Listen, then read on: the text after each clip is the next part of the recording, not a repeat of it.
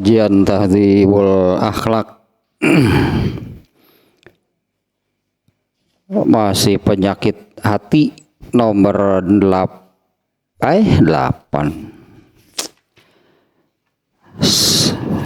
11-nya al-kibru takabur kibria ya, al-kibru kibria takabur. Masih ini sekarang bagian apa saja yang bisa menjadikan seseorang takabur. Nah, intinya terbagi menjadi dua, dengan hal yang bersifat keagamaan, dan yang kedua, yang satu bersifat keagamaan, yang kedua bersifat keduniaan. Yang bersifat keagamaan yaitu ilmu dan amal yang bisa dijadikan atau menjadikan takabur ya. Dan yang bersifat keduniaan ya sekarang yang pertama yang baru satunya yang bersifat keduniaan itu baru satu yang kemarin, yaitu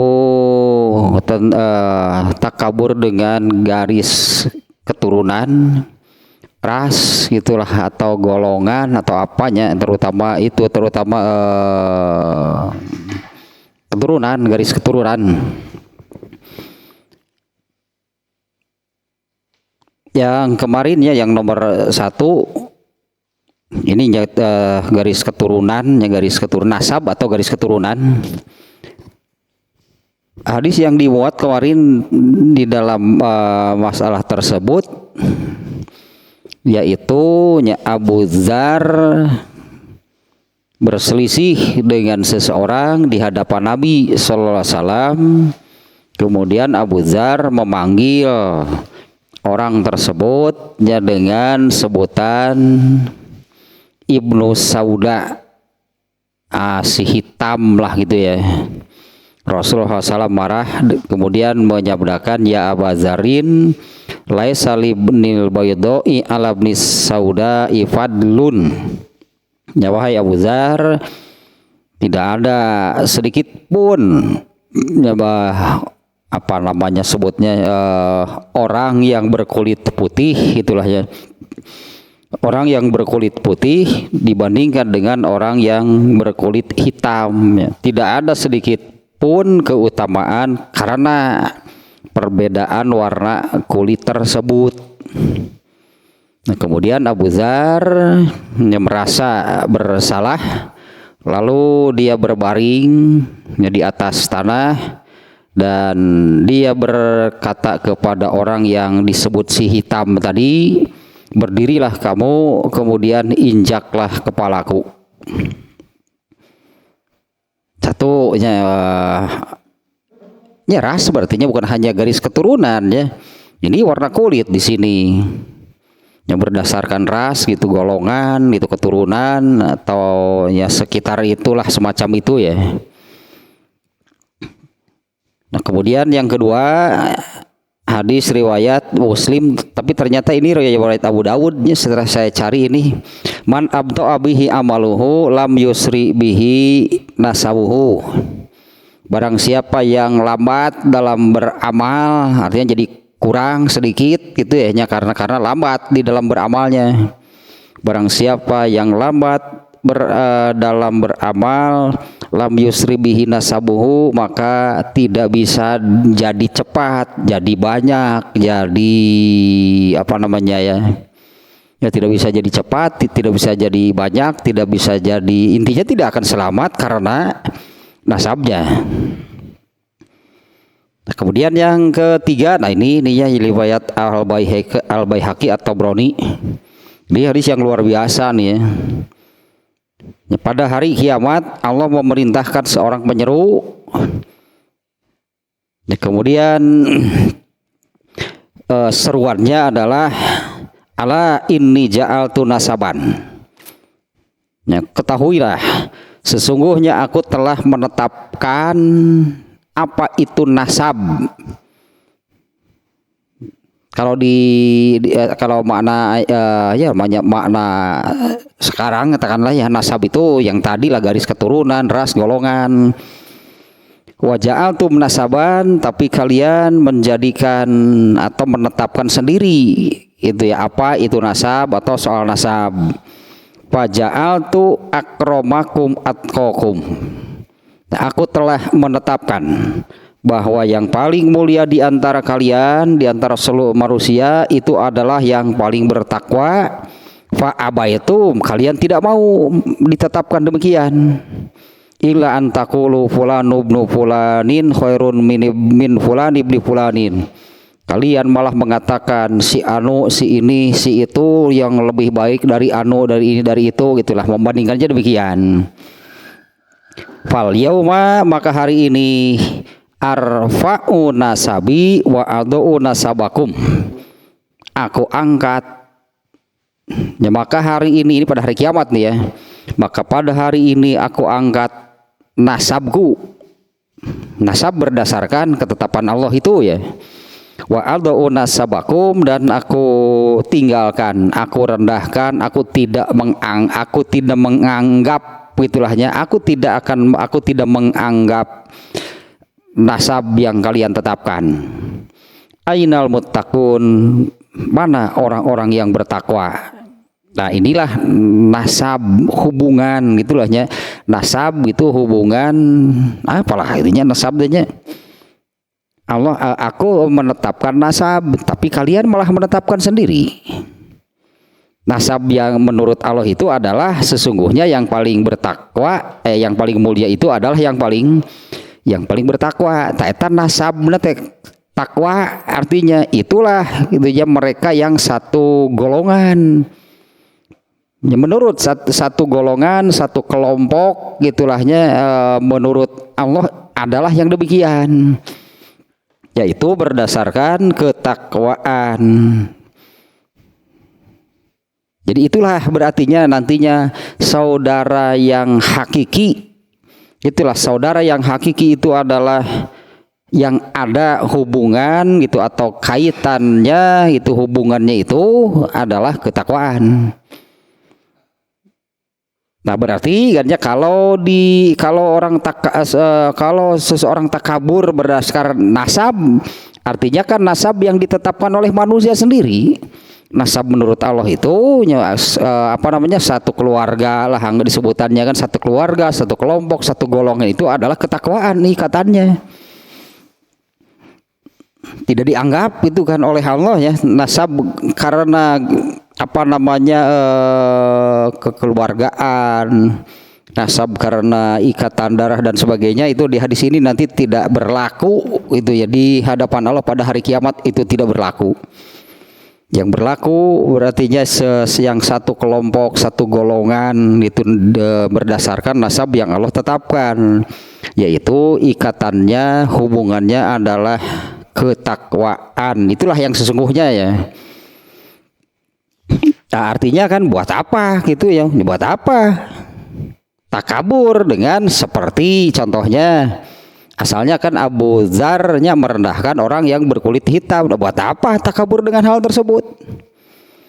Buat apa takabur karena keluarga besar apa gitu karena berdarah biru buat apa dibanggakan yang demikian? Karena yang nasab yang sesungguhnya di mata Allah itu berdasarkan hadis yang terakhir barusannya, satu kelompok, satu keluarga, satu golongan gitu di mata Allah itu adalah yang ikatannya ketakwaan, bukan yang lain lah pokoknya, bukan hubungan darah atau garis keturunan.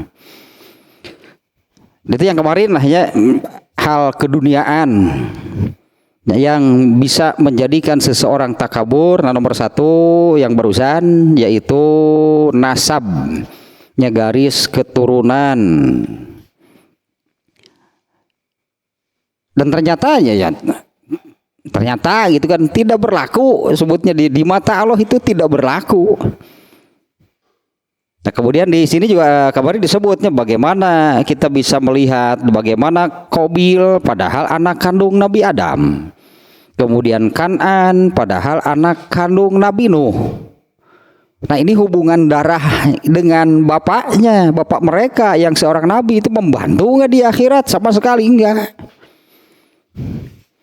Gak berlaku kan, karena memang tidak berlaku hubungan darah seseorang dengan siapapun itunya pada hari kiamat itu di mata Allah tidak berlaku. Sudah sangat jelas berartinya, contohnya Qabil anak kandung Nabi Adam celaka, kemudian Kan'an anak kandung Nabi Nuh juga celaka, atau sebaliknya Nabi Ibrahim bapaknya celaka. Mumpung saya catat enggaknya ini tentang Nabi Ibrahim ya. Tidak saya catat nih. Oh ini nih ayat nih. Ini Nabi hadisnya riwayat Al-Bukhari ini. Hadis riwayat Al-Bukhari nya Nabi Ibrahim lah, ini tentang Nabi Ibrahim dengan ayahnya gitu ya. Ini tentu pelajaran sangat berharga nih, karena ini Nabi Ibrahim seorang nabi gitu ya.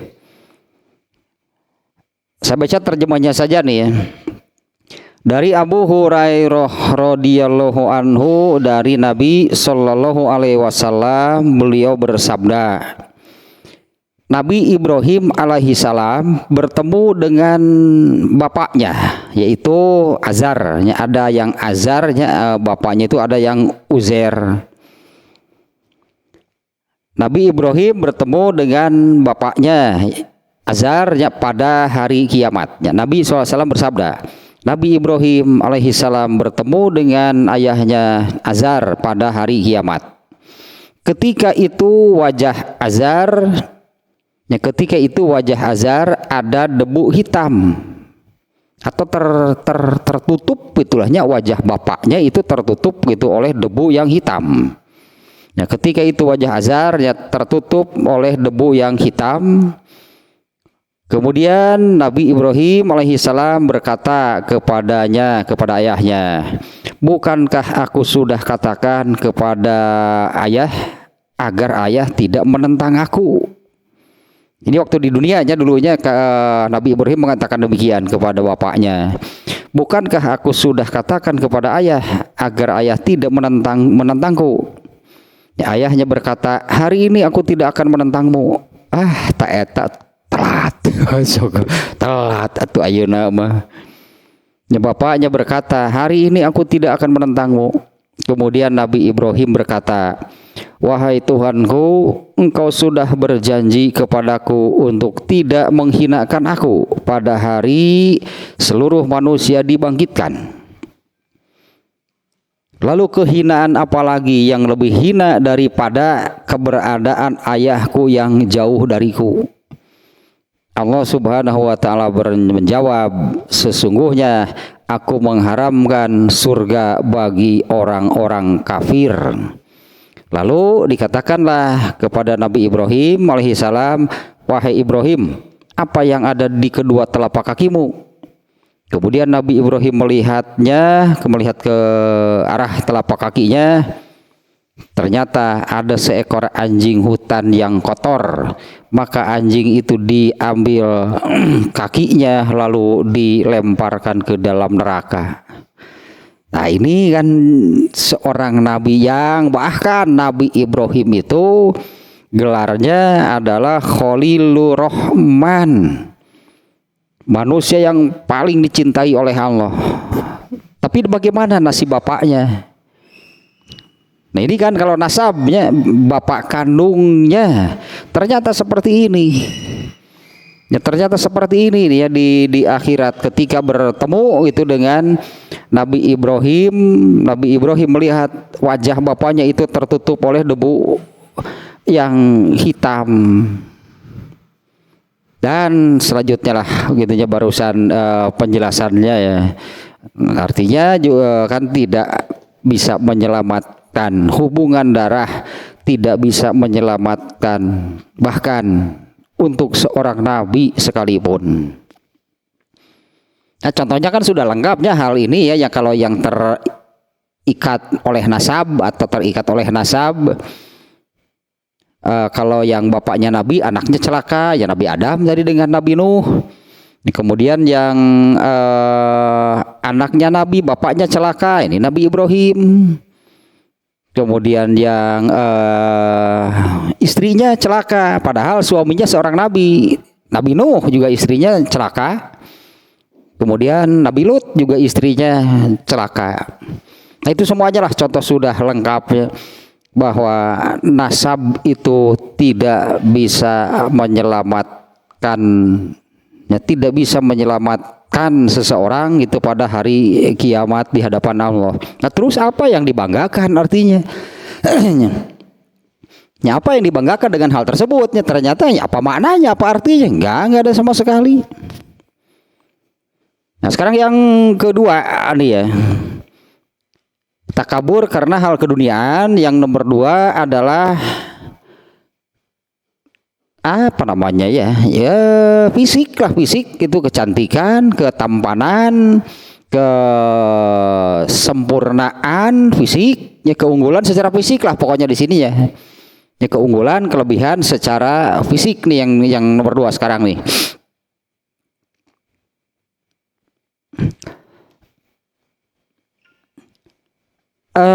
Tentang al-jamal sih dirinya, al-jamal itu terutamanya tentang kecantikan atau ketampanan wajah. Ini kalimat-kalimatnya yang kita ikuti yang ada di sini nih ya. Ini kalimat-kalimatnya ini apa namanya, berat nih ya, dalam nih. Wazalika aksaru mayajri bainan nisa. Nah hal ini kebanyakan ini terjadi di kalangan perempuan. Karena fitrah juga sihnya kalau perempuan itu kan sangat memperhatikan penampilan. Naik saos ge riweuh. Perempuan mah naik saos ge wah riweuh. Lalaki mah hare we naik saton ge. Lalaki mah naik sakintal ge kalem we. Tapi perempuan kan ya itulah fitrah perempuannya. Nah ini banyak terjadi, hal ini banyak terjadi itu di antara perempuan. Sering jadi di kalangan perempuan mah hal ini jadi obrolan, jadi pembicaraan, jadi pembahasan. Wa yadu ila tanakkusi wal ghibati wa zikri uyubin nas. Nah jadinya seperti ini itu kalau memang di dalam diri mereka nih ya perempuan, kalau memang di dalam diri mereka nih, pada apa namanya, di kalangan perempuan ini di dalam dirinya ada kebanggaan, ketakaburan soal kecantikan. Ya inilah ya hal ini yang sering kemudian menjadi pembahasan, bahkan sampai kepada gibah dan membicarakan keburukan keburukan dan kekurangan atau aib orang lain. Ya biasa ngobrolkeun, karena itu lah ngobrolkeun. Pembicaraan itu sekitar make up pokoknya mah sangat gitunya berlebihan. Artinya kalau seperti ini yang berlebihan, kalau fitrah perempuan gitu memperhatikan penampilan berdandan, iya di zaman Nabi juga demikian perempuan. Di antaranya ini contoh yang ini nih, yang terkait dengan ini apa namanya, sababun nuzul, kalau nggak salah baru ini juga nih ya. Sababun nuzul ayat tentang tayamum. Kan sababun nuzulnya itu ketika safar Aisyah ikut. Ternyata ketika safar itu ketika beristirahat itunya di perjalanan beristirahat, ternyata Aisyah itu berkata kepada Rasulullah bahwa kalungnya hilang. Ternyata kalungnya itu dapat pinjam. Wah, yang dangdan bener mata nginjam. Ya inginlah berpenampilan meskipun pinjam. Boleh, berarti kan boleh. Ya itulah perempuan. Yang kejadiannya kemudian kan kalungnya hilang, minta Aisyah itu minta gitu kalungnya dicarikan. Dan selanjutnya lah kejadiannya dicari oleh bukan seluruhnya, ada beberapa orang sahabat yang diperintah oleh Rasulullah untuk cari kalungnya, ternyata kan nggak ada. Ketika Rasulullah memutuskan, ya sudahlah kalau nggak ada, ayo kita pergi. Begitu untanya bangun, ternyata kalungnya ada di di bawah unta. Para sahabat kan sudah marah, dasar gara-gara. Ternyata setelah sampai datang waktu sholat, mencari air juga nggak ada. Nah kemudian turun ayat tayamum. Nah setelah turun ayat tayamum itu, barulah para sahabat kemudian mengatakan tidak ada kejadian apapun yang terkait dengan keluarga Abu Bakar kecuali akhirnya itu adalah kebaikan. Teta sidik gitu gitunya, tidak ada kejadian apapun terkait dengan keluarga Abu Bakar kecuali akhirnya itu adalah kebaikan. Ya, para sahabat yang asalnya marah itu karena kejadian demikian, ternyata akhirnya demikian. Anggaplah para sahabat kan jadi berterima kasih kepada Aisyah. Kalau nggak ada kejadian itu, anggaplah nggak akan ada ayat tayamum.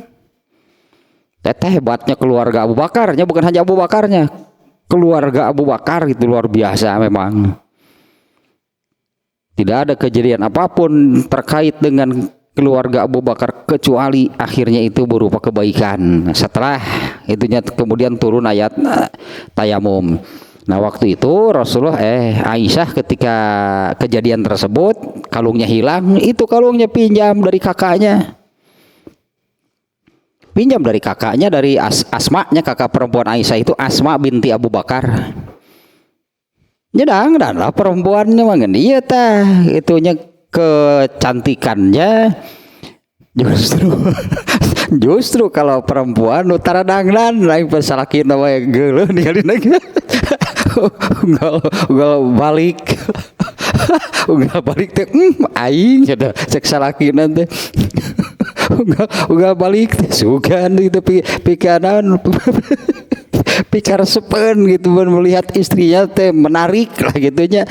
Kan justru ciri eta teh panon teh ciri istri soleha lah gitu anggapnya.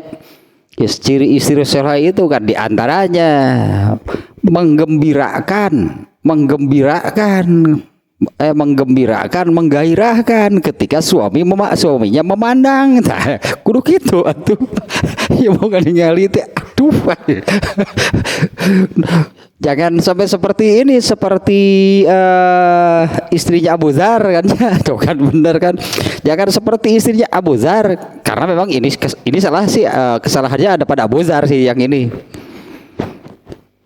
Abu Dzar, Abu Darda, bukan Abu Dzar, Abu Dardanya, Abu Darda. Nah ini kan kalau Abu itu kan sebutan, Abu Darda istrinya disebutnya Ummu Darda. Abu Darda ini sahabat Ansor oleh Rasulullah SAW dipersaudarakan dengan Salman Al-Farisi, jadilah mereka saudara. Nah ketika Salman Al-Farisi berkunjung ke rumah Abu Darda, melihat istrinya, eta Salman Al-Farisi, ari maneh boga salakin teh. Ari maneh boga salakin teh. Harus berkelek lah pokoknya. Sepi kehayangan, aduh cik, atunya mun urang mah ya perempuan lah berdandan berpenampilan gitu kan, berusaha gitu kan. Soal gimana ke mana? Lukanya eta. Duka atuh da ciganu perhatian meureunnan kitu si akang mau di masjid deh. Gerohan gadi juga sama Al-Farisi teh. Gerohan gadi begitu dipanggil tinggali majikan mana asik gitu teuing cek urang malah karunya tuh di luar fitrah atuh perempuan mah ya berdandan gitu, makanya kan ada, kalau untuk perempuan kan ada perhiasan kan ya. Kalau perempuan kan, untuk perempuan kan memakai perhiasan disebutnya ya berhias, artinya perempuan itu kan pakai pakai anting-anting gitu kan, pakai kalung, pakai gelang. Perempuan di zaman Rasulullah juga demikian, ya mereka berhias. Hanya ini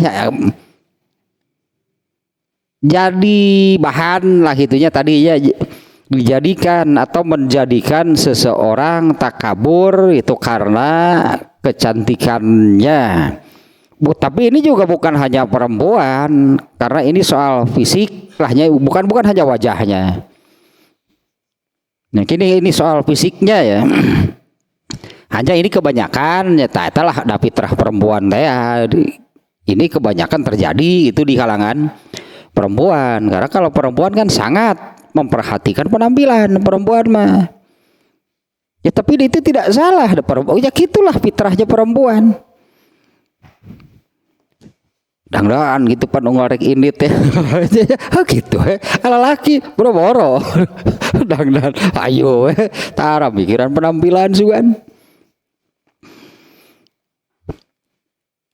Nah yang salahnya gitu, salahnya adalah itunya kecantikannya, ketampanannya, fisiknya, kelebihan fisik dalam hal lain lah gitunya, itu menjadikannya takabur.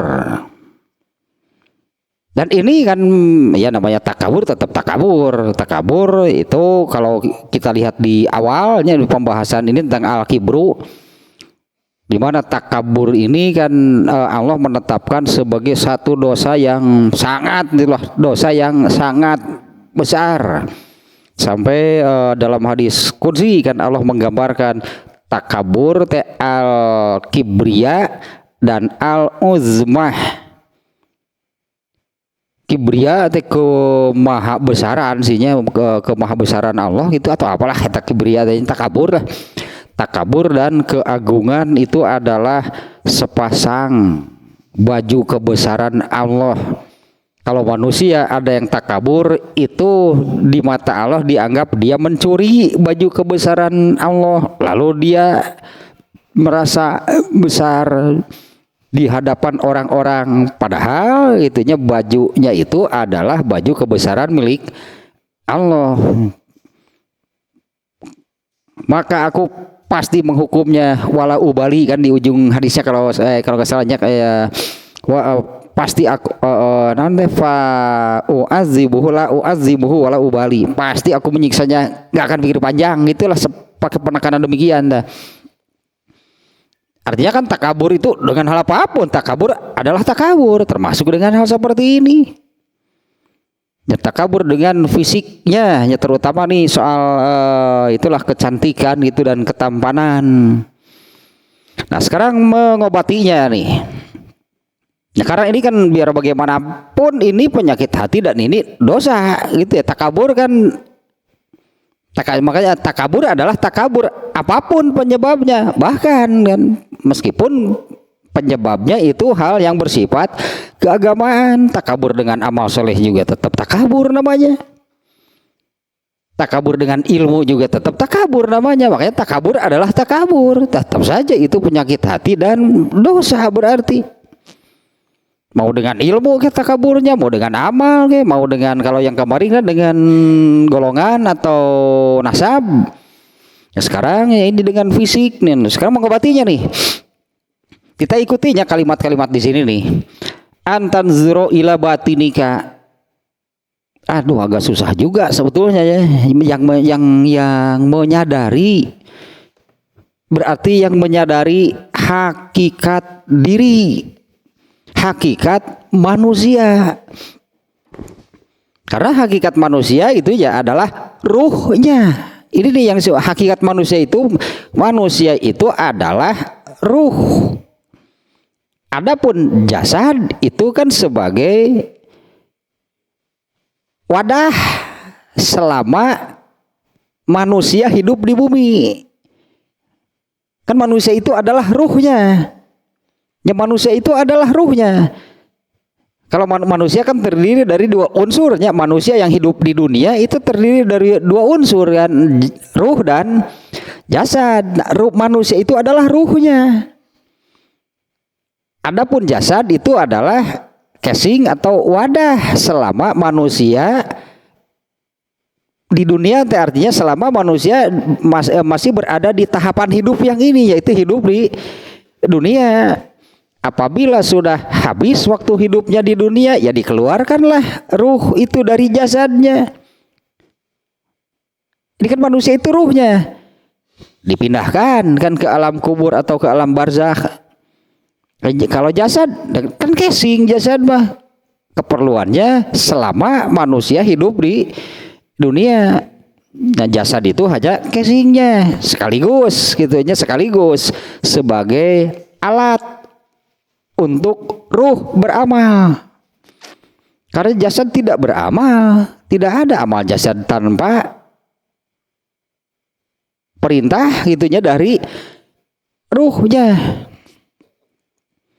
Nah ini malah yang dibangga-banggakan itu adalah casing gitunya, adalah casing gitu yang dibangga-banggakannya itu, yang bahkan menjadikannya takabur itu adalah jasad yang, nah ini hakikatnya jasad itu apa gitu, jasad itu adalah wadah selama dirinya, anggaplah selama dirinya atau selama manusia itu ada di dunia, sekaligus itu adalah alat fasilitas dari Allah jasad itu untuk beramal.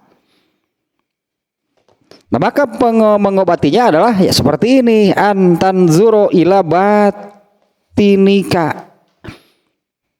Nah mengobatinya ini caranya seperti ini, coba betul-betul perhatikan batinnya, ruhnya berarti. Karena orang yang ini ya berartinya orang yang takabur dengan jasad pasti dia lupa untuk ruhnya. Jasad we hayo diedankeun gitu, make up teh sabarahaeun berarti teh. Ini kan perempuan ya. Ini kan perempuan. Tuh meuli pupur, meuli lipen alah teman atuh tahun 70-an teman. Bukan make up lah. Berapa gitu kan. Tadi kan bukan hal yang salah karena memang fitrah perempuan kan demikian ya.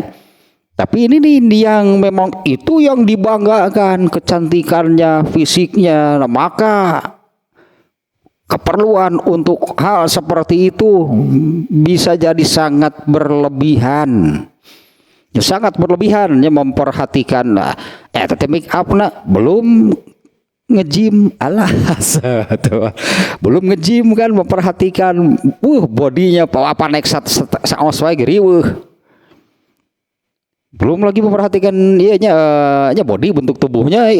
Bagi perempuan itu sangat jadi perhatian. Maksudnya tak naik 1,5 kilo geriwe, 1,5 kilo saos naik saos geriwe gitu. Ya belum tetep biaya nge-gym can ka salon, can fisik lah semuanya. Itu kan kepentingan jasad, karena itu yang dibanggakan oleh mereka, bahkan itu dijadikan bahan ketakaburan dirinya. Nah ini mengobatinya, antanzuro ila batinika, coba lihat bagian dalamnya, ruhnya. Tapi ini kan masalahnya seperti barusan, paham gak seseorang itu hakikat manusia itu seperti apa? Susah kalau nggak paham.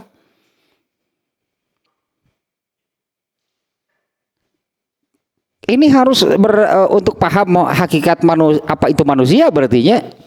Ya ini harus berdasarkan ilmu dari Allah, karena ini terkait dengan perkara gaib, yaitu ruh manusia kan gaib. Ya, ruh manusia itu gaib. Sementara yang tahu perkara urusan gaib hanya Allah, berarti Allah yang bisa menerangkan yang barusan itulahnya, hakikat manusia itu apa, bagaimana manusia itu adalah ruhnya, justru yang gaibnya. Nah kalau manusia berdasarkan manusia berarti ya gitulah mungkin kita menyebutnya ya. Kalau jadi manusia itu apa, manusia itu apa, bagaimana menurut manusia nih tanpa ilmu dari Allah. Kalau manusia kan pasti hanya berdasarkan apa yang nampak, jasad berarti. Kalau menurut manusia itu adalah jasadnya. Terus bisa hidup bagaimana? Di baterean berarti. Nya make baterai eta teh, taruh teh dianggap baterai yang akan habis. Roh itu dianggap baterai atau aki kalau ininya untuk ya misalnya ada mainan anak misalnya pakai baterai, ketika dikasih baterai kan dia hidup. Kalau baterainya habis, ari mah aki kering, ya batu bisa diganti. Geus baterainya beh kumaha? Piceun da rongsokan, da mal hirup deui. Nah, kalau manusia menurut manusia itu seperti itu, maka manusia hanya berpikir mendalami lah gitu, berpikir tentang jasad pokoknya. Taruh mah dianggap baterai lah ya, gitunya saya analogikan dengan seperti baterai untuk robot atau mainan. Ruh pada manusia itu dianggap baterai yang bisa menghidupkan mainan, bisa menghidupkan mesin, bisa menghidupkan robot ini. Kalau baterainya habis kan robotnya mati, mainannya kan mati. Nah, manusia itu dianggap demikian, baterainya habis. Nah, orang yang meninggal itu dianggap manusia yang baterainya sudah habis. Terus diapakan? Dibagaimanakan? Buang, apa berarti? Jadi buanglah itu jasad itu kan dikubur, dibuang. Nah di sini kan ini cara mengobatinya seperti ini. Lihatlah bagian dalamnya. Unzur ya antanzuro ila batinika. Lihatlah bagian dalam dari diri kamu. Ruhnya yang dimaksud di sini. Tapi kan ruh itu gaib gitu masalahnya. Siapa yang tahu urusan gaib? Hanya Allah. Nah, kalau Allah kan sudah menerangkan, ya inilah ilmu dari Allah, yaitu manusia itu akan menjalani tahapan hidup dari awal diciptakan di dunia sampai nanti akhirnya manusia itu ke akhirat. Nah terus yang melakukan perjalanan tahapan hidup itu yang mana? Kan bagian ruhnya. Ruh itu kan dicabut oleh malaikat maut dari jasad, dipindahkan ke alam kubur. Setelah kiamat dimunculkan lagi, dihidupkan lagi di akhirat, diberi lagi casing atau jasad yang baru. Ruhnya tetap sama, ruhnya tetap yang itu. Nah kalau tanpa ilmu dari Allah ya sulit orang untuk menghindari, untuk bisa mengobatinya apabila ada orang yang takabur karena fisiknya, tapi tidak paham hakikat manusia yang sesungguhnya. Jadi ini yang di sini ini pasti tidak akan bisa dilakukan. Lihatlah. Mengobatinya itu adalah antanzuro ila batinika. Coba lihatlah bagian dalam dari diri kamu, yaitu coba lihat ruhnya. Nazrul uqala alah. Iya, makanya kita ikuti nih ya kalimat-kalimat yang ada di sini. Ini berat nih kalimatnya nih. Antanzuro ila batinika nazrul uqala. Coba lihatlah bagian batin, bagian ruh dari diri kamu dengan cara pandang orang-orang yang berakal. Antanzuro ila batinika nazrul uqala. Lihatlah diri kamu yang sesungguhnya. Berarti kan sebutnya lihatlah diri kamu yang sesungguhnya. Itu bagian ruhnya. Dengan cara pandang orang-orang yang berakal. Wala tanzur ila zohiri nazrol bahaim. Aduh ya kalimatnya terjemahkan dulu lah gitu ya.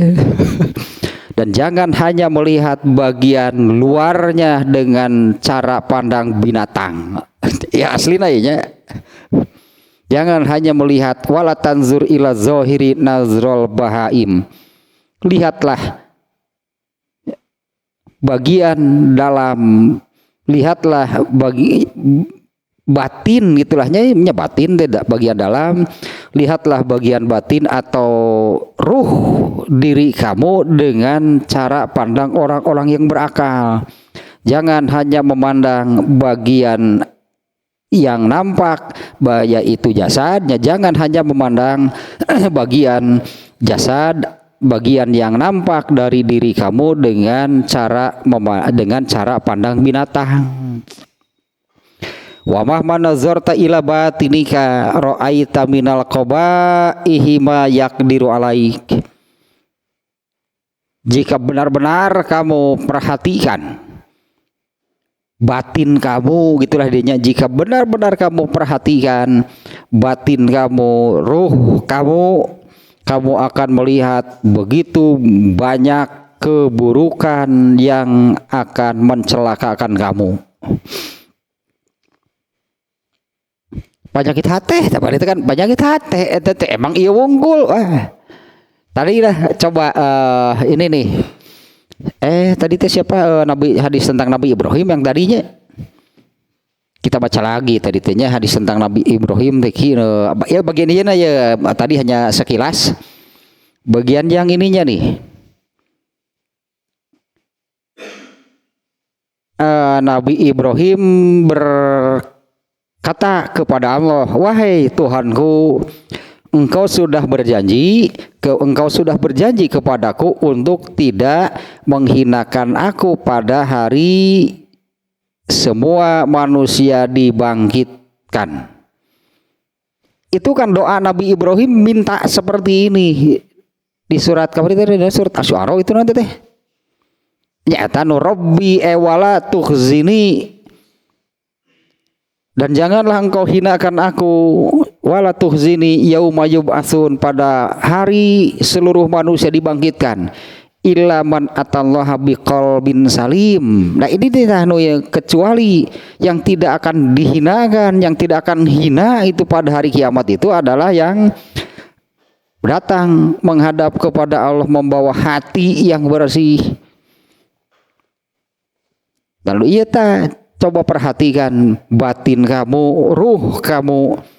Jika kamu memperhatikannya, benar-benar memperhatikan bagian batin, bagian ruh dari kamu, kamu akan melihat banyak sekali kotoran-kotoran yang akan membuat kamu celaka.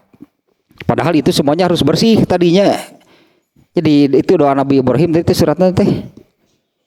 Asy-Syu'ara-nya. Betul, Asy-Syu'ara ayat 80 sekian. 89. Kata Nabi Ibrahim kan minta itu kepada Allah, jangan kau hinakan aku pada hari semua manusia dibangkitkan. Tadu ieu salamet mah kecuali ini yang tidak akan dihinakan, yang tidak akan celaka. Ilaman atallaha biqalbin salim. Kecuali orang yang datang menghadap kepadamu membawa tapan kolbun teh batin, itu bagian yang tidak nampak.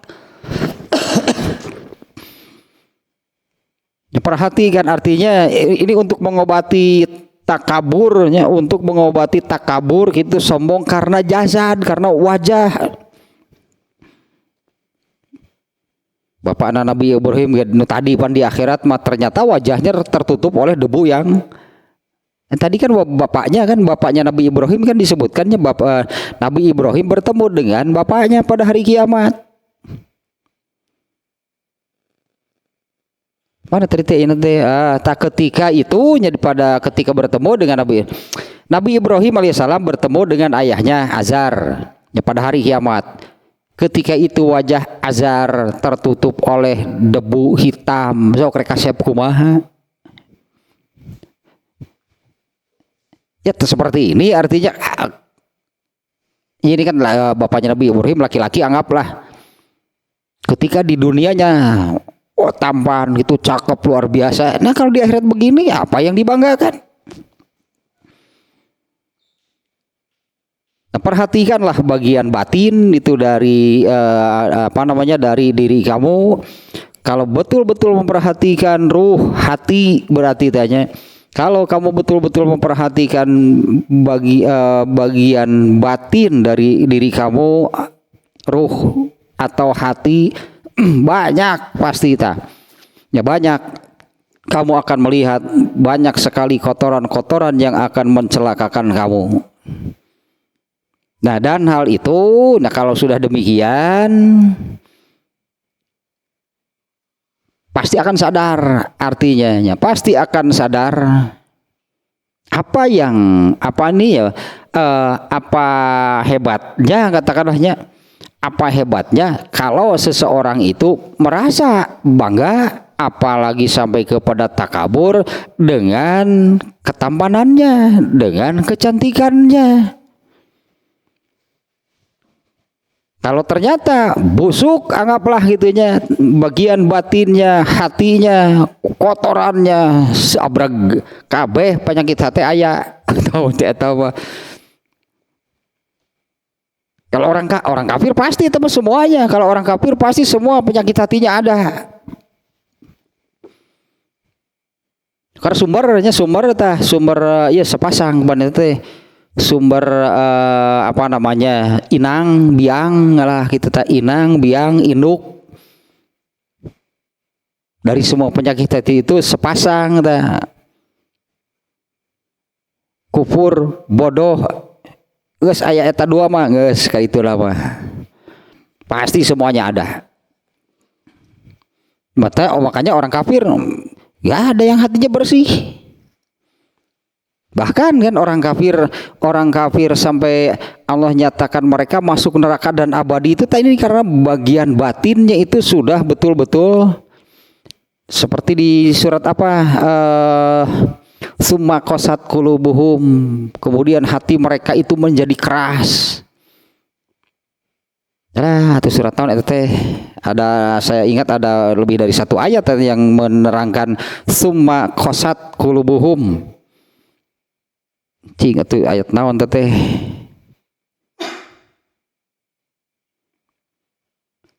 Al-Baqarah 74,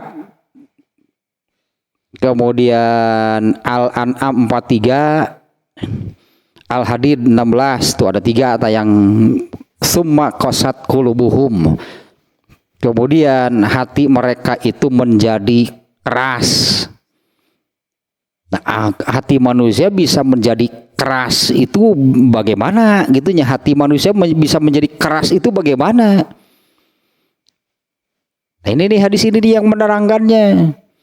Apabila seseorang berbuat dosa, iza aznabal abdu zanban, apabila seorang hamba berbuat dosa, nukitat fi qalbihi naktatun sauda, maka akan diberi satu titik hitam di hatinya. Ya, teteh hati garis miring ruh, katanya hati garis miring ruh. Apabila seorang hamba berbuat dosa, maka akan diberi satu titik hitam. Jika segera bertobat, maka titik hitam itu akan dihapus oleh Allah, dihilangkan. Maka hatinya akan kembali menjadi berkilau, kinclong lah pokoknya mah. Bersih deui pokoknya mah, dihapus itu oleh Allah. Tapi apabila mengulangi, artinya berbuat dosa lagi, jadi tambah lagi satu titik hitam. Berbuat dosa lagi, tambah lagi satu titik hitam. Nah, orang kafir dengan kekufurannya, di mana kufur ini kan sebagai salah satu penyakit hati, dosa kufur itu terus berjalan setiap saat tanpa terputus. Bahkan ketika mereka sedang tidur juga mereka itu kufur. Di dalam hatinya itu ada kekufuran, terbose berarti itu si titik hitam nanti nggak berhenti seumur hidup, habis akhirnya dah. Nah, di ujung hadis ini kalau nggak salahnya, apabila hati manusia itu sudah tertutup oleh satu noda titik-titik hitam itu, maka hati manusia akan menjadi keras. Nah, orang kafir itu tadinya di ayat-ayat ini tentang orang kafir nih. Ada 3 ayat tadi yang menyebut summa qasat qulubuhum. Kemudian hati mereka itu menjadi keras. Itu adalah orang-orang kafir. Ya iya, karena dosa kufurnya kan tidak berhenti. Kalau sudah penuh gitu semua hati atau ruhnya dengan dosa tadinya, dengan dosa, maka hati manusia itu akan menjadi keras. Geus gitu mah geus. Hidung berarti kan ya ruhnya. Ya kan hati atau ruhnya itu apabila berbuat dosa beri satu titik hitam. Berbuat lagi beri lagi. Nah, orang kafir kan dosanya tidak terputus. Dosa kufurnya kan tidak terputus. Berarti kan terus kan tidak berhenti sampai akhirnya seluruh hati atau ruhnya itu tertutup oleh titik hitam. Lalu mereka ini dihidupkanlah di akhirat, diberi jasad yang baru, jasadnya baru, jasadnya bagus, nah ruhnya. Karena Allah tahu kan, tidak ada yang tersembunyi kan bagi Allah. Ya anggaplah orang-orang kafir muncul di padang mahsyar, di akhirat, di padang mahsyar oleh Allah diberi jasad yang baru, jasad baru, jasadnya bagus, baru, tapi ruhnya hitam, dan Allah tahu karena bagi Allah tidak ada yang tersembunyi. Harideng itu jero mah, da Allah ge apaleun. Allah ge apaleun jero mah harideng kafir mah jasadnya baru karena Allah membuat yang baru jasadnya. Tapi kan manusia bukan jasadnya kan tadi. Kalau jasad kan nanti juga diberi lagi yang baru di akhirat. Manusia bukan jasadnya, ruhnya. Nah maka perhatikanlah bagian batinnya, perhatikanlah bagian ruhnya. Kalau betul-betul memperhatikan banyak gitu pada bagian batin kamu, itu kotoran-kotoran yang akan mencelakakan kamu. Kalau jasad nih, ini jasadnya nih.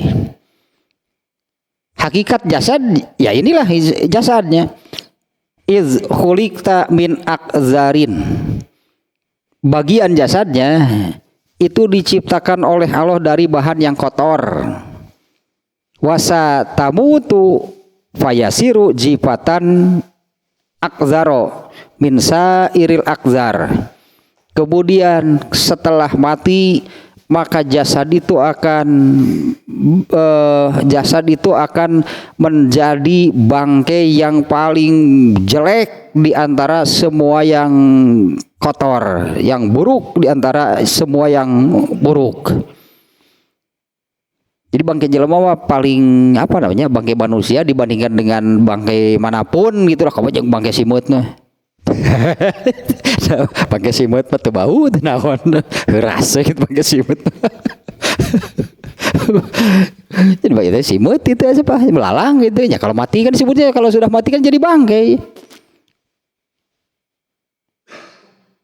Ya bangkai nu karal itu karena mereka ini kan kalau serangga itu kan tidak berdarah. Nah, kalau serangga kan tidak ada darahnya, sepertinya belalang gitu, jangkrik kan nggak ada darahnya. Lu aya darah nama eta tumila tumila reungit eta ge darah saha eta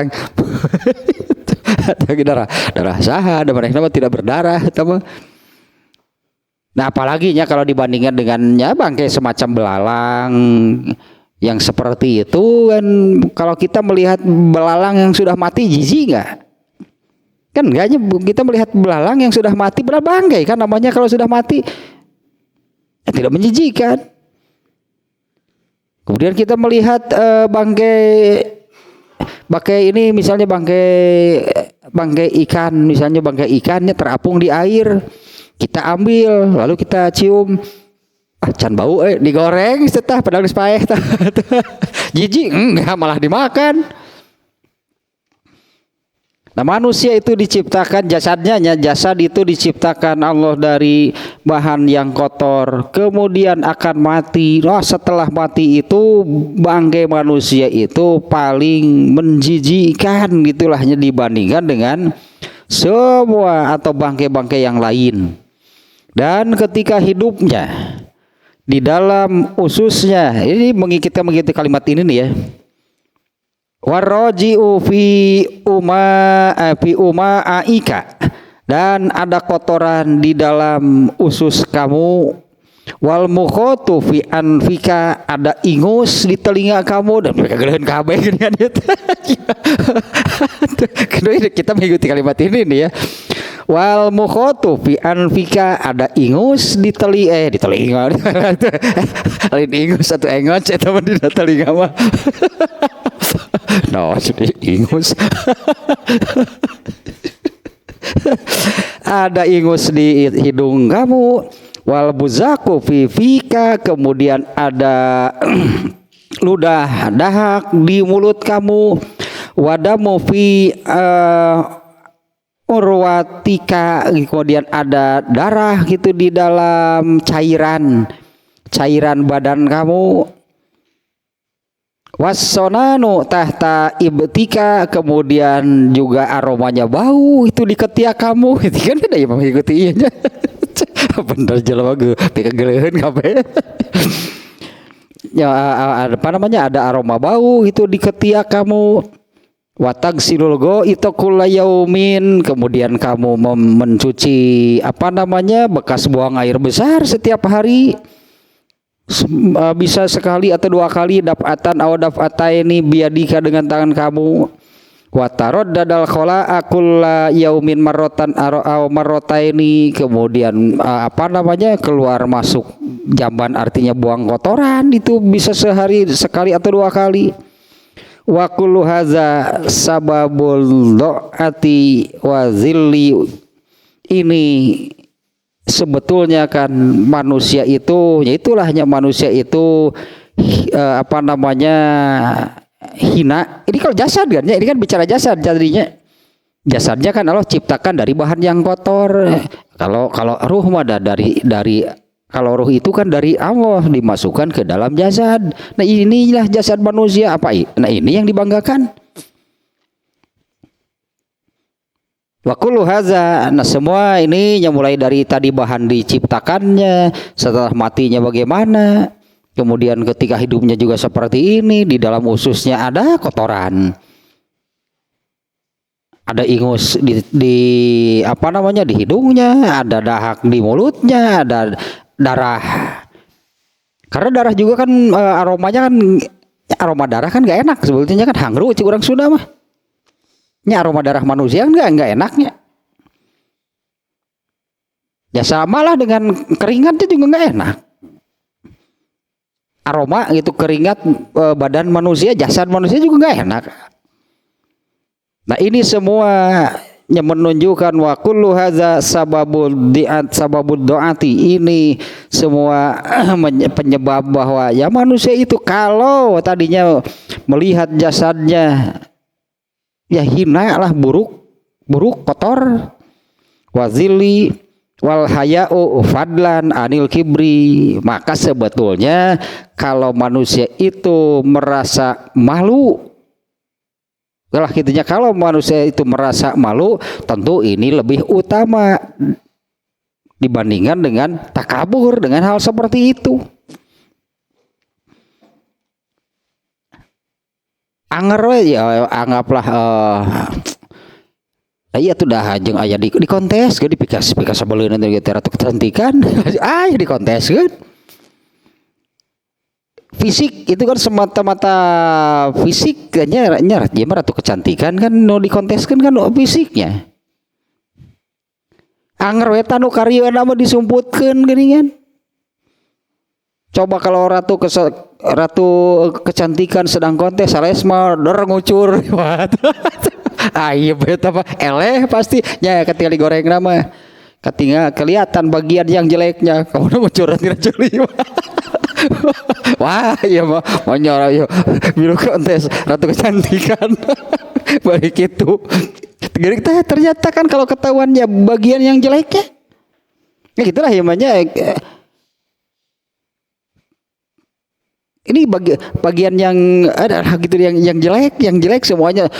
Kalau misalnya itu terjadi pada waktu kontes ratu kecantikan, ini kan fisiknya kan, ini jasadnya kan yang dikonteskan. Teuing juri nanti tinggu apa penilaian nanti ngerti.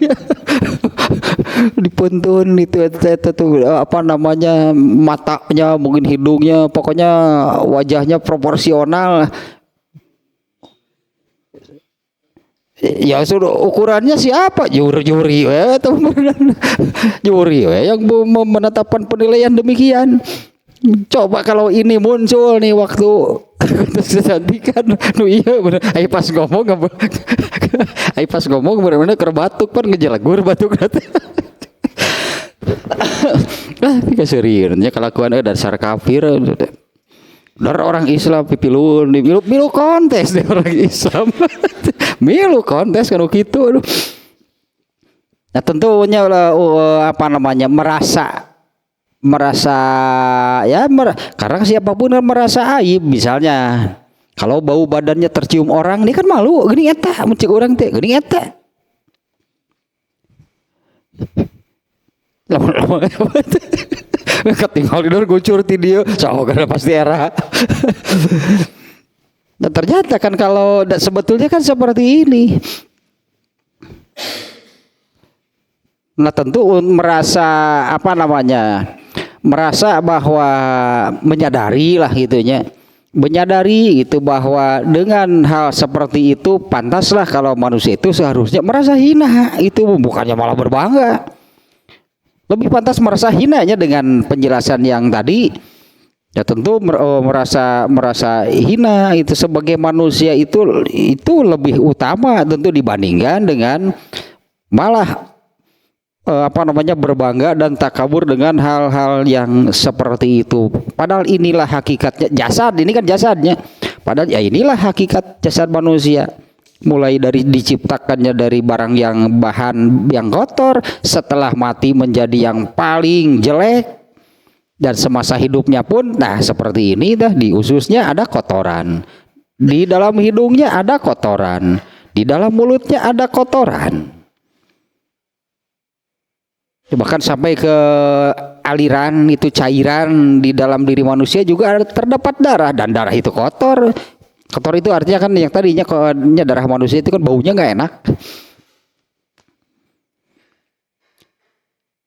Wa jamaluka la baqa'a lahu, dan kecantikan, ketampanan fisik kamu itu tidak abadi. Dulu waktu juara pertama kontes kecantikan tahun 75 ayeuna siga kumaha ya. Tahun 75 dia pemenangnya, dia yang diberi mahkota gitu sebagai wanita tercantik di dunia. Coba hari ini tahun 2002 orang itu masih ada nggak? Siga kumaha ayeuna? Dina kursi roda beren hupir iyo yang dulu sebagai juara yang fisiknya seperti apa, karena itu kan yang dibanggakan. Wa jamalu kala baqalahu, ketampananmu, kecantikanmu, fisik kamu itu tidak abadi. Nah karena ini ya itu sudah pada tahu sih sebetulnya, tapi kan Allah menegaskan diantaranya itu yang di surat Al-A'la yang ini yang faja'alahu gusa'an ahwa. Ya Allah menciptakan kemudian kemudian tinggal atuh ayat aiker perlu sok rarese dia tuh. Nah sebentar nih surat Al-A'la surat ke-87 ayat mulai dari ayat kedua. Allazi khalaqa fasawa, Allah yang telah menciptakan lalu menyempurnakan semua ciptaannya. Walazi qaddara fahada, yang menentukan kadarnya masing-masing. Fahada, kemudian Allah memberinya petunjuk. Walazi akhrajal mar'a, nah ini nih sebagai perbandingan. Walazi akhrajal mar'a, dialah Allah lah yang menumbuhkan rerumputan. Faja'alahu gusa'an ahwa. Nah ini ayat yang ini nih. Lalu dijadikannya rumput itu kering kehitam-hitaman. Manusia juga kan sama seperti ini. Seperti pohon lah, katakan kalau pohon kayu ya, pohon kayu pada akhirnya pohon kayu itu kan dahan-dahannya kan akan keropos kemudian patah, itu dahannya ya. Keropos kemudian akan patah. Pohonnya sendiri juga nanti akan keropos, tumbang, dan akhirnya mati. Manusia juga sama seperti itu, bagian jasadnya. Faja'alahu gusa'an ahwa, manusia juga sama kan seperti ini.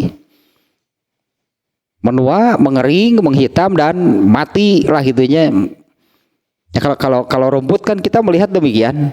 Rumput itu kemudian akan menua, mengering, dan mati. Manusia juga sama. Dan kecantikan, ketampanan kamu itu tidak abadi. Bal huwa fi kulli hinin yatasawwaru an yazula bimaradin aw bisababin minal asbab. Ya, kecantikan, ketampanan itu setiap saat itu berubah. Ya, setiap saat itu berubah seperti yang tadilah faja'alahu gusaan ahwa. Kecantikan, ketampanan fisik itu tidak abadi, ya, akan tetapi setiap saat semuanya itu berubah dan akan menghilang. Ada juga kan karena penyakit kah atau karena ada insiden kecelakaan kah? Yang misalnya kan apa namanya tabrakan kemudian wajahnya sampai sampai rusak, hilanglah gitu kecantikannya, hilanglah ketampanannya dalam sekejap gitunya berubah. Nah, kalaupun tidak ada insiden semacam demikian, ya tetap saja karena memang tidak abadi, faja'alahu gusan ahwa, maka manusia pun menua, keriput sebenarnya kalau manusianya menua, keriput, mengering dan akhirnya mati. Fakam wujuhun jamilatun qad sabujat bihazil asbab. Banyak gitunya kejadian untuk dijadikan pelajaran, yaitulah wajah fisik yang sebelumnya dibanggakan bahkan mereka menjadi takabur, hilang dalam sekejap. Ya, karena kecelakaan misalnya dengan sebab apalah gitunya, dengan sebab penyakit juga ada. Barusan tadi siang kebetulan sih sedang di warung itu, ada ke warung itu tadi beli sesuatu, bertemu dengan seseorang orang tua gitulah, dia anak satu-satunya perempuan, tinggi besar, hobinya olahraga, katanya beratnya perempuan ini 83 kilo, tingginya 170, badak nyum pokoknya. Ya Pak, badak ya pokoknya Pak. Kemudian katanya kena TB kelenjar. Sekarang ini sedang terbaring di rumah sakit, katanya ini anaknya berat badannya 33 kilo sekarang. Itu karena penyakit 33 ya sesek ya, mungkin katanya lumpuh, padahal asalnya hobi olahraga, itulah atlet. Ya itulah bagaimana gitunya bisa berubah. Kan yang menakdirkan, yang memberi penyakit itu kan Allah, oleh Allah diberi itu, ternyata kan rusak kan jasadnya. Itu ya yang kebetulan baru tadi itu si bapak itu cerita gitu. Karena kena TB itu asalnya sedikit, tapi kemudian membesar semakin parah, mungkinnya habis nah jasadnya, fisiknya yang asalnya 83 kilo tinggal 33. Dan ya gitu ya, lumpuh dan masih berobat, sedang di rumah sakit. Ini kebetulan saja nih ya, bahwa ya itulah jasad itu tidak abadi. Ya, jasad itu tidak abadi setiap saat, bahkan tanpa insiden kecelakaan apapun atau kena penyakit, jasad tetap saja sebetulnya setiap saat jasad itu berubah seperti yang difirmankan Allah tadi, faja'alahu gusaan ahwa. Kami menjadikan rumput-rumput itu mengering, kehitaman, dan akhirnya mati. Nah, fama arifatu zalika. Nah, ini kan masalahnya tadi.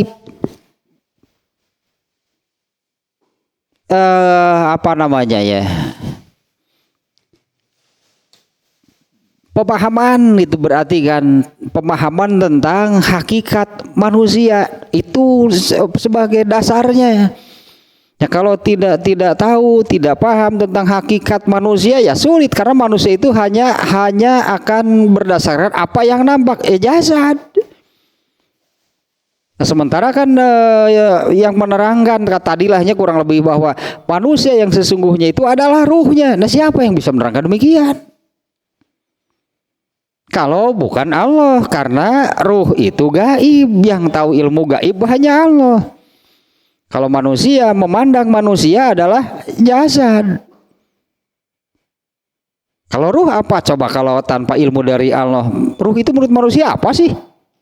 Semacam lah, makanya itu hanya semacam baterai saja yang menghidupkan jasad, yang akhirnya nanti akan habis. Ada waktunya, terbatas waktunya.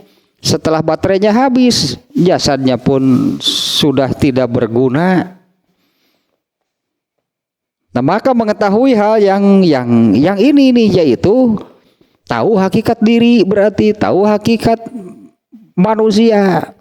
Nah, kalau mengetahui fama arifatu zalika, jika mengetahui hal tersebut, yang memahami manusia yang sesungguhnya,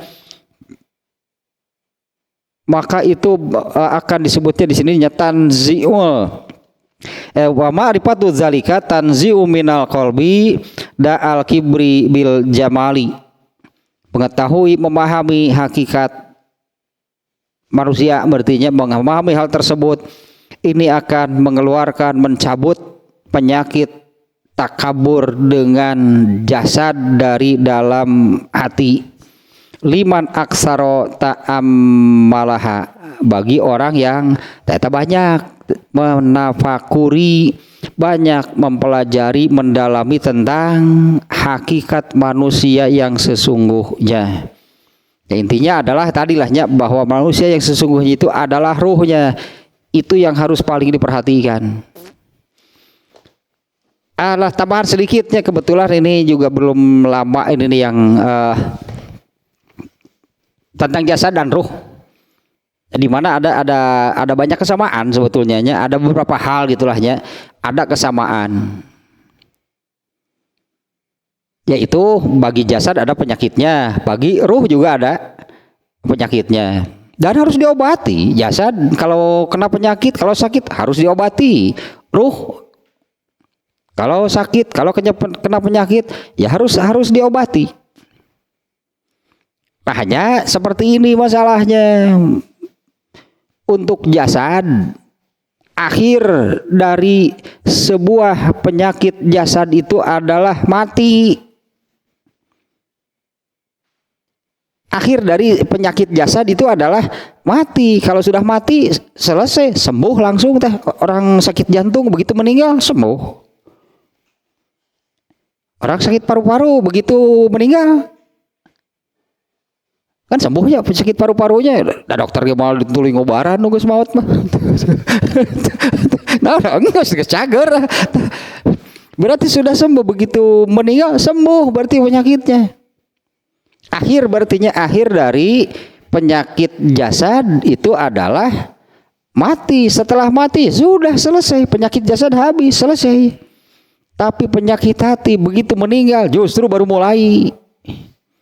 Ya, kalau penyakit hatinya begitu meninggal justru baru mulai masalahnya. Mulai itu kan bahkan kan penyakit hati ini akan terbawa sampai nanti ketika menghadap Allah yang tadi. Celakalah manusia, hinalah manusia, kecuali yang menghadap kepada Allah membawa hati yang bersih.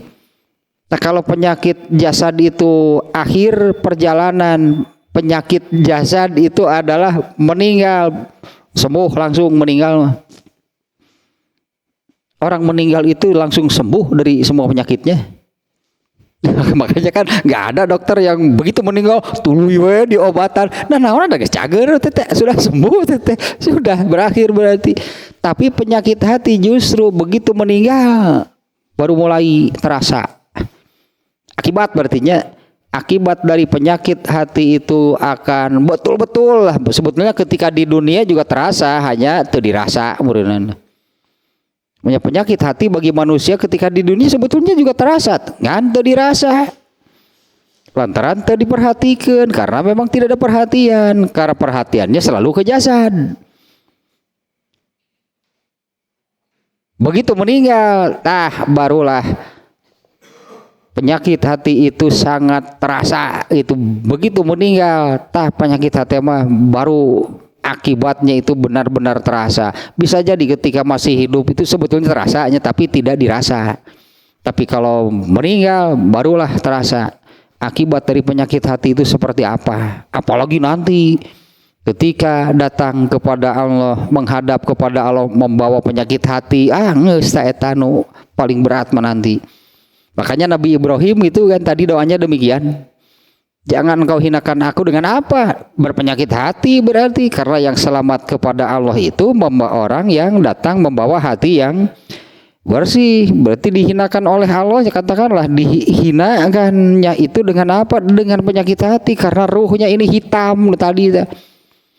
Karena ruhnya yang menghadap kepada Allah itu nanti hitam karena banyak penyakitnya, banyak dosanya.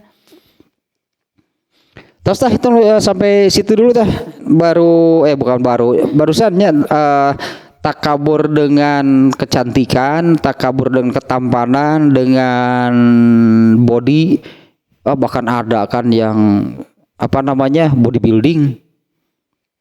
Ya bodybuilding itulah jadi sterak pokoknya nama. Rek naon cek urang teh. Rek naon gituan. Rek naon gituan. Ya katakanlah bentuk badannya jadi namanya juga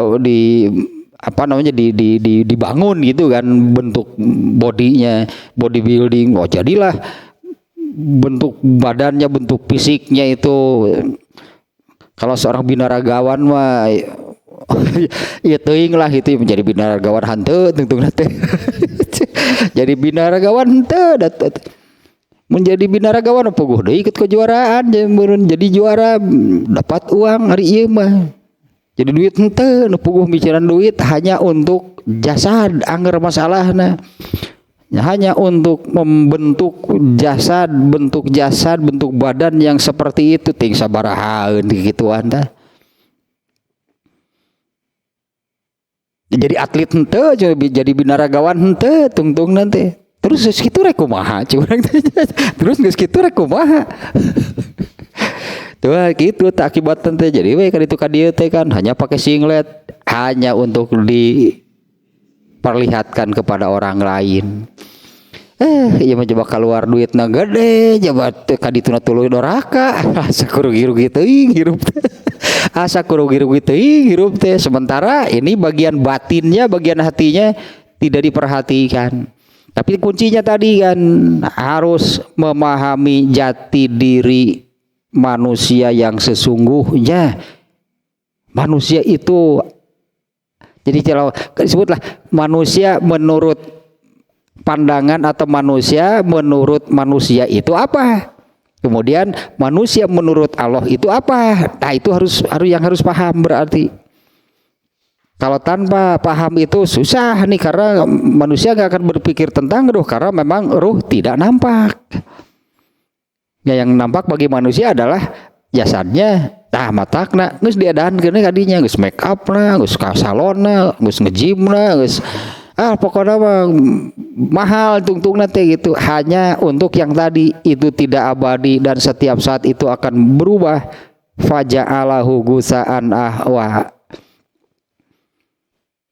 Kita kunci namanya harus memahami hakikat diri manusia menurut Allah itu seperti apa. Nah ini yang harus punya ilmunya.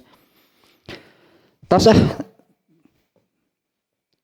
baru dua berartinya tentang yang dengan takabur dengan hal yang bersifat keduniaan. Kemarin kan nasab, ras, golongan, keturunan, itulah yang seperti itu. Ternyata kan di dalam hadisnya kemarin, nasab menurut Allah bukan itu.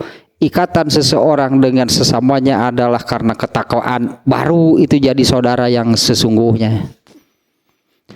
Nah sekarang ini tentang jasad juga ternyata masalahnya demikian, yang tidak mudah artinya ya, karena manusia tahu apa tentang ruh itu tuh masalahnya. Manusia nggak tahu ruh itu hakikatnya seperti apa. Bahkan itu sebetulnya manusia itu tidak mengenal, tidak mengetahui hakikat sesungguhnya dari manusia. Ini akan sulit tetap mengobati hal ini.